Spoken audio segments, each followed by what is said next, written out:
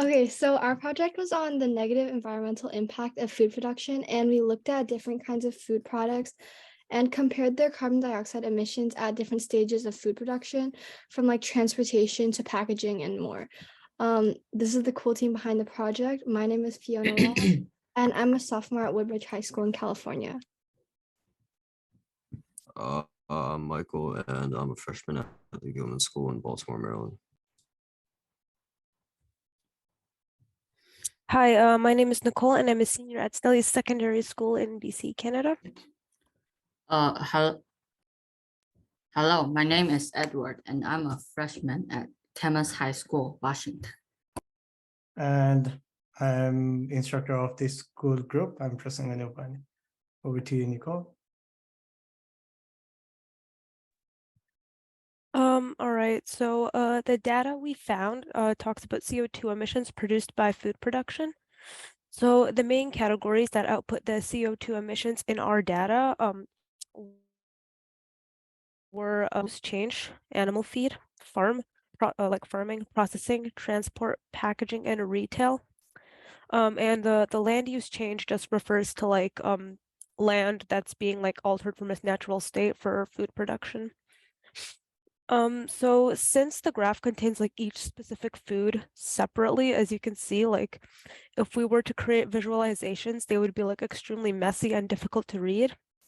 So my first step was to categorize the food into broader groups so that we can read the graphs better. So as you can see, like I did that here. So I created like multiple lists with each food and separating it into each category in the list. So the main categories that I had were like dairy, fruit, veggie, grains, livestock, oils, and other. And yeah, now I will be passing it over to Fiona, who will be talking about correlation plot between food categories and columns. So for this, I basically made a correlation plot that represented the correlation between food categories and columns. So as you can see in the key on the right side, like if the color is closer to white and lighter, that means that more carbon dioxide was emitted. So through this format of a graph, you can see like exactly which main food categories and which columns release the most carbon dioxide and which ones release the least carbon dioxide. So like for example, in the livestock category, you can see that it actually has a white shade and has lighter shades. So that would mean that it released the most carbon dioxide out of all the food categories. And then in addition to this correlation graph, I also made two histograms. And one of them was for land use, and that was basically referring to just human activities and their effect on the land. And then I made another histogram, which represents the total emissions, which is like total amount of carbon emissions for each kilogram of a product. And for both of these graphs, the x-axis represented the emissions released. So like if it's at 0, that means that no emissions were released. And the y-axis represented the frequency. So like, for example, if you have 30 zeros, that would mean that 30 times the different food category or food columns represented 0 emissions. So from these graphs, I can conclude that when the land use changes were around 0, so that means that human activities don't really affect the land. That was also when the total emissions were the least. And passing it over to Edward. So I made a bar graph to explain the relationship between food product and processing. So as you can see, the foods like tomato and apples are ready when picked. So the carbon dioxide they release is significantly smaller than things like tofu or cheese that need more processing. And I also made another graph about food product and transportation. So my hypothesis was that if the food is further away from the origin, then the transportation carbon dioxide emission will be bigger. and passing it on to Michael. So I made a bar graph on livestock's relationship with animal feed, and what I was trying to figure out, and this is which food products would cause more carbon emission. And for this, only dairy and livestock really rely on animal feed. So that's why there are no values for like coffee and dark chocolate.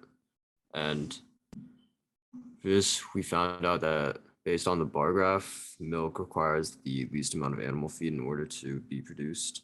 And from the bar graph, we can also see that the proteins in other products, such as cheese, milk, and eggs, derived from farm animals, require a lot of animal feed in order to be produced.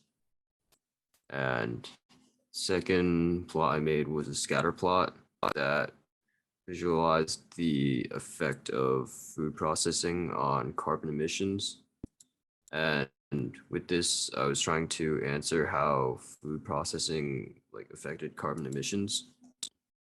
And so based on the scatter plot, food products that require more processing emit more carbon to the atmosphere. And this is due to the stages of processing and the amount that occur before each product is sold into the public and before it's actually ready to be sold. And passing it on to Nikol.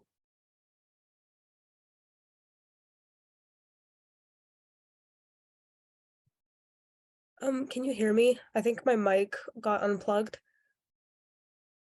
Yep. Yeah, Okay. that's fine. I'm gonna have to go micless, I guess. All right. So my first pie graph represents the total. So I did the correlation between land use change and total CO2 emissions. So this first pie graph here represents the total CO2 emissions of each food category. And I obtained this by adding up the values of each CO2 production category for each separate food category that I had. So comparing this pie chart to the original data, I found that foods that require more farming had higher CO2 emissions on average. And we can also clearly note that with this data that livestock accounts for a significant portion of their total CO2 emissions in my pie graph with over 52%. And then in this graph here, it shows the total CO2 emissions of the land use change caused by land use change. So here, similarly to the paragraph below, you can see the correlation, especially with the livestock.